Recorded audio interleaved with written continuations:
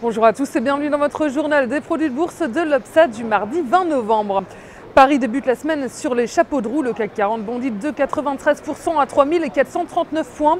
Le marché parisien est porté par plusieurs bonnes nouvelles en provenance des États-Unis. Les marchés européens sont donc portés par l'espoir d'un déblocage des négociations sur le budget américain après la rencontre jugée constructive entre les responsables politiques la semaine dernière. Et puis toujours du côté des États-Unis, on note également une bonne statistique avec le rebond des ventes de logements anciens le mois dernier, alors que les analystes tablaient plutôt sur une baisse. Même si les négociations semblent s'apaiser en Europe, elles restent délicates et la crise de la dette plane toujours.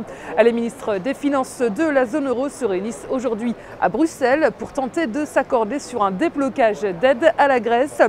Du côté des valeurs, on voit que toutes les composantes du CAC sont dans le vert, avec un rebond marqué pour les valeurs qui ont souffert de la conjoncture ces derniers temps, comme ST Microelectronics qui est à plus 9,69%, ou encore le constructeur automobile Renault qui engrange 5,78%. Wall Street termine dans le vert dans le sillage des bourses européennes. On est à plus 1,65% pour le Dow Jones et plus 2,20% pour le Nasdaq.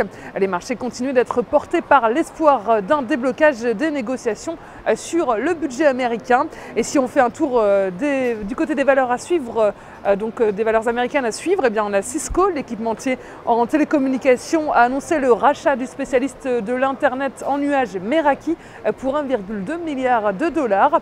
Également, le numéro 2 mondial du bricolage, Lowe's, a publié des résultats trimestriels meilleurs que prévu. À suivre également Facebook qui a annoncé le lancement d'un nouvel outil vendredi dernier. Sur le front des matières premières, les cours du pétrole ont terminé en hausse de près de 3%. Ils ont notamment profité des inquiétudes suscitées par les tensions au Moyen-Orient. L'euro lui est en légère hausse face au dollar à 1,2806. Sur le marché des produits de bourse, les volumes sont en hausse avec 33,5 millions d'euros échangés dans une séance de fort rebond.